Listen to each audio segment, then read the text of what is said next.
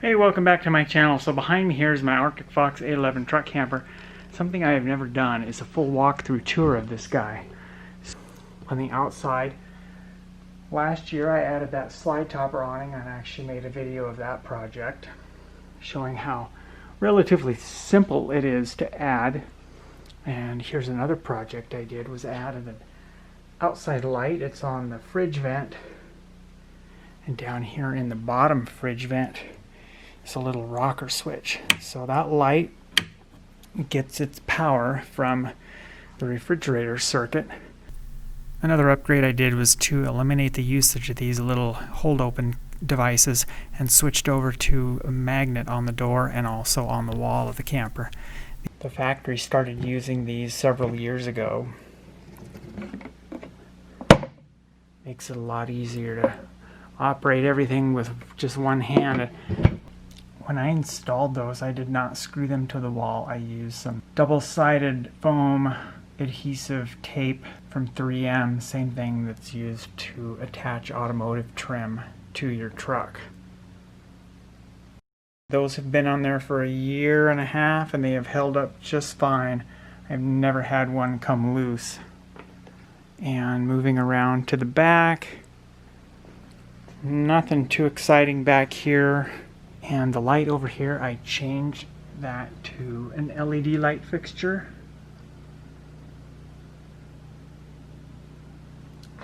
This stove hood vent, those are really common for breaking if you bump them just a little bit too hard with a brush or whatnot as you're cleaning your truck camper. So I've had to replace that once, and when I installed a new one, I shot it with some Krylon White Fusion spray paint first because they have a tendency to turn yellow after a few years of a sunlight exposure. Another upgrade I've done, it's actually not in place right now, but these are the straps that hold the propane tanks in place, and as you can see there's a little loop right there. Perfect spot for a small padlock. So when I am out camping, I keep locks on my propane tanks. I also had a keyless entry lock that I installed here. I've taken that off because I put it on my new truck camper. And you can kind of still see the outline of where it was. This is all just dirt from one of my last trips. Screen door handle, this is a must-do on a truck camper, or any RV actually. I find that it works best installing it about 2 to 3 inches above this divider right here. Really simple modification. Those handles cost less than $20. And another thing you could do, and I actually have done it, and then I removed it because I'm going to keep it and install on my other truck camper, but I installed another one up here about 2 months ago. They both actually work really well as a towel holder to dry out my towels after a shower, but then the top one works great. Leave a dry towel on there overnight and it blocks the sunlight. Another modification I did, you can kind of see it here, and I'll put a link to the description in that video, or for that video as well, is an AP Products window shade. I kind of have a love-hate relationship with that shade, which is basically why I installed a second handle here to make a more easily accessible mechanism to block the sunlight in the morning. But yeah, so this, when you pull this guy down, it's a window shade. Great for blocking the sun in the early morning, like if you had parked where the back of your truck camper was facing the sunrise direction. They're nice, but you can't operate them unless you get out of the truck camper like I have done here. So in that regard, I kind of hate it. I did also have a key rack up here and a new switch, and I used the existing holes that mount this switch to mount that key rack. I'll put a link for that video in the description below. There's also a really good video I did showing how you can keep your wet bath partially dry. So I've never had any issues with using a wet bath. It does not bother me at all that everything gets wet in here. But I'm thinking probably on my second or third trip, I figured out that what you can do, take the shower curtain, close it up over here, close it up over there, and then take this and drape it over the toilet. And then usually what I do is get a little bit of water on my hand, kind of smear a little spot of water on this wall, and then stick the shower curtain to it, and it keeps my toilet completely dry. Granted, you do get some water down here on the floor, but that's no big deal. So then after the shower, I take a great big microfiber towel and wipe everything off, top to bottom, and then that's what I use that towel rack for, is to hang that big microfiber towel on, or sometimes I'll actually flip that rack down and hang it there. Another upgrade I've done, more or less to block the sunlight, is I masked off the roof and the area around the skylight, and then both skylights I have sprayed multiple light coats of white Plasti-Dip spray. It does help to block the sunlight, which then of course keeps the camper a little bit cooler, and then it will also prevent this from turning yellow, just like that outside stove hood vent. This trim did turn yellow. It took about 5 or 6 years for that to happen, and probably, I don't know, 3 years or so. I pulled both of those skylight trim pieces off, took them outside, and did the same thing with white Krylon Fusion. You can kind of see the glossy finish on that one right there. I really like the color. It gives it a little bit of color. A lot of your truck campers now have various shades of brown. This is kind of a burgundy rose color. And a lot of the Arctic Fox truck campers now, you can't get fabric cushions. They're all same material as that, which of course in the summer or the winter is cold.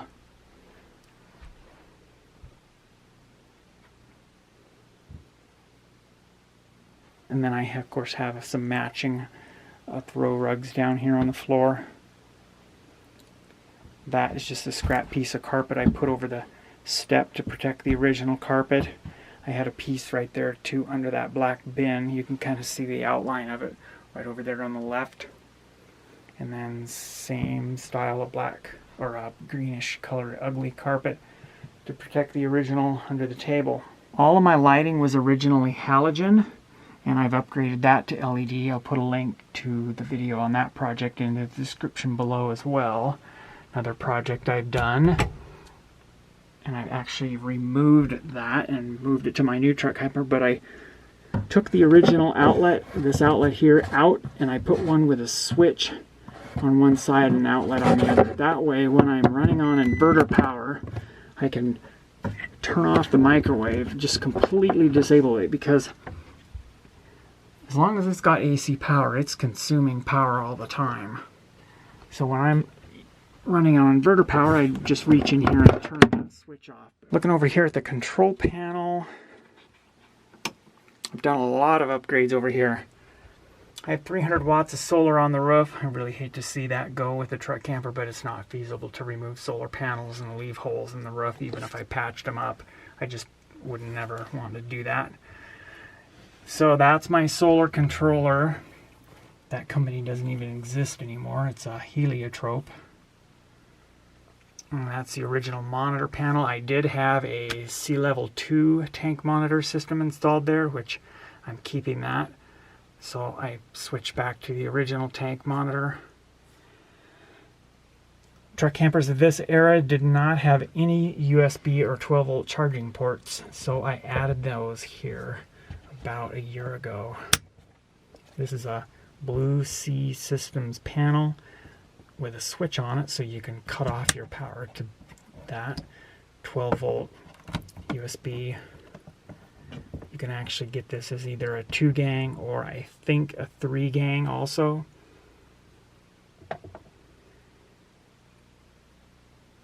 Up here I changed out my thermostat to a digital thermostat. This only controls the heat, it does not control the air conditioning. My air conditioner, which I've actually upgraded to a heat pump, has its controls right there. Newer Arctic Fox truck campers built within the last few years have a thermostat that does control the heat and the AC. Anyway, on that heat pump upgrade, I'll show you in the description below a link to that video, but I also rewired this thermostat, which is a function that it's meant to do, so I can turn on the basement air circulation fan manually. That way, if I was parked in an RV park in the cold winter time and had AC power available, I would probably not be running that furnace very much. I would be relying on an electric space heater, just as a method of conserving propane and using the power available in the park. So you want to keep some kind of air circulating through the basement to keep the tanks from freezing. So that is the purpose of being able to turn on that basement circulation fan manually.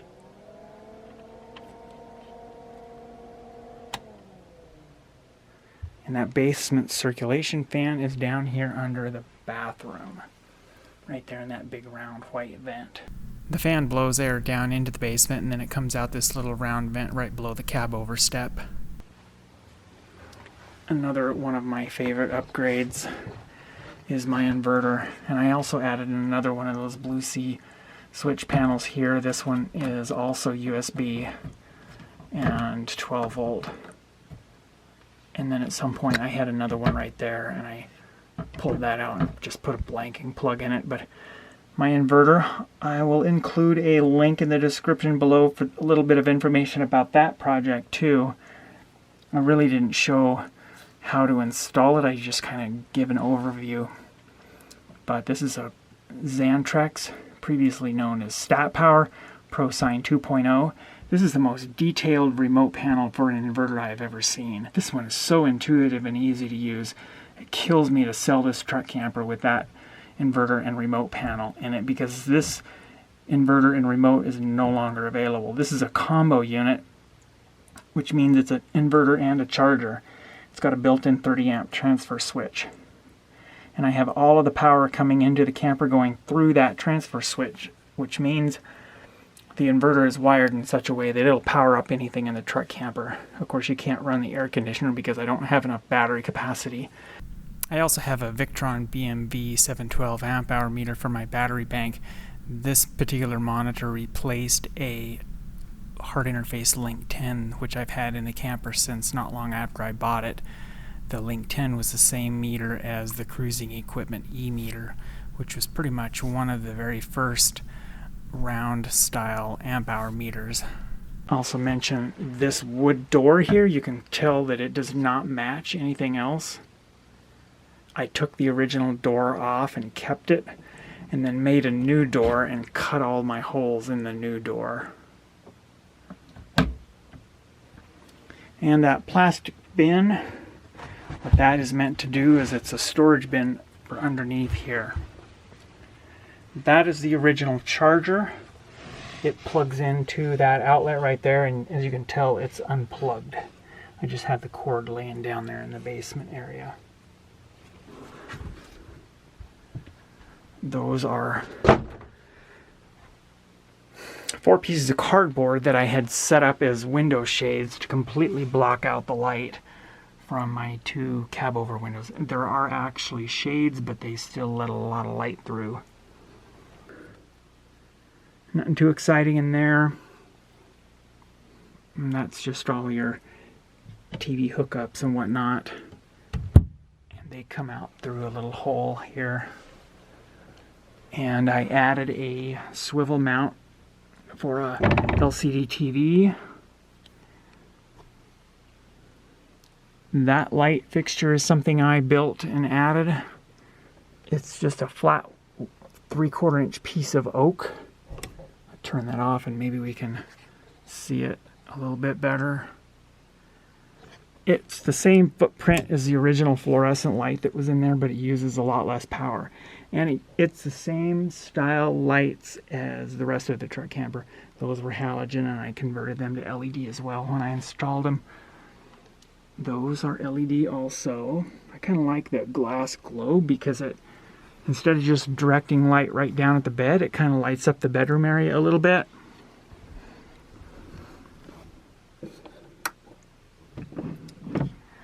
This hamper over here I pretty much used for excess clothing that I hardly ever needed.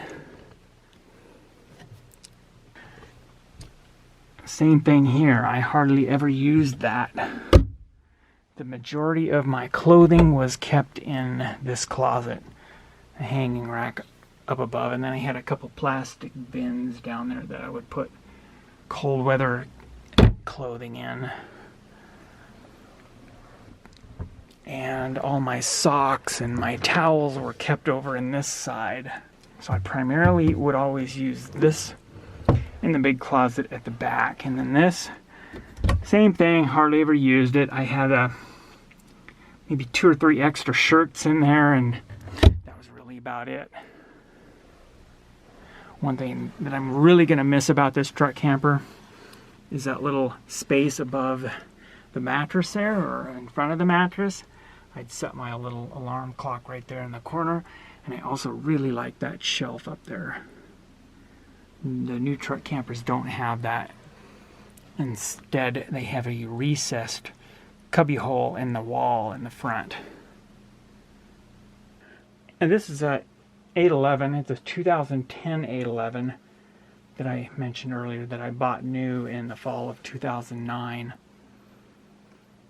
I've taken really good care of it. It kind of kills me to see it go, but I just decided it was time for something different, newer, bigger, with a dry bath. It's not that I don't like the wet bath. Another upgrade I did, and I'll include another link to that, which is a link to a video that I did on my Nash 17K, and not actually this rig, but I replaced both vents with a Max Fan Deluxe. Actually, no, this one is not the Max Fan Deluxe. The Max Fan Deluxe has its own built-in hood, so the vent and the hood is one integral piece. That is, I think that's a 10-speed model. I'm pretty sure it is. It's all push-button control. This one's smoke-colored. The other one's white, but actually that's open right now. I'll poke my head up on the roof and then you can see what this is all about. But also the link to the video in the description below will show that as well. And this is also all touchpad control, and that's a 10-speed reversible. I don't think the one in the bathroom is reversible. I like these a lot better than the Fantastic fans because they're quieter. Plus the Max Fan Deluxe has its own built-in integrated rain hood. So let's go outside and go up on the roof. And there's a quick view of my slide topper awning. So that guy has its own add-on hood. And there's the Max Fan Deluxe. So that smoked piece is the vent, and then the hood, and then the exhaust comes out the back. The original TV antenna was a crank-up batwing style antenna. I left the crank mechanism in place and replaced the antenna head with a King digital TV antenna. That project was a fairly simple replacement, and I'll include a link in the description below on that upgrade project. There's one of my 150 watt solar panels. I really like those solar panels and mounts. Primarily the mounts, which are sold by AM Solar. They've got those knobs on them, and you can undo those knobs and tilt the panels, and there's tilt arms, and then the nut or the knob threads into a nutsert that's attached to that bracket that you see on the panel. So those are 2-piece mounts. There's a mounting foot, and then there's that piece that attaches to the panel. So it's the same mount on all 4 corners, and there's multiple positions on those mounting feet. So in my case, I don't have all of those threaded knobs or knobs with a stud on it going through the same hole, because my roof has a little bit of a contour to it. So you can line those up in different holes to keep your panel completely flat. The little black rectangular box located behind one of my solar panels is a solar junction box. We took off the original factory installed solar connector and put that box over the top, and then tied the wiring from the solar panels into that box, and then it connects to the factory solar pre-wire. Old school FM radio antenna. You can see my plasti dip job on this skylight, and that one also. That's my low profile heat pump. So anyway, that pretty much wraps up my quick tour.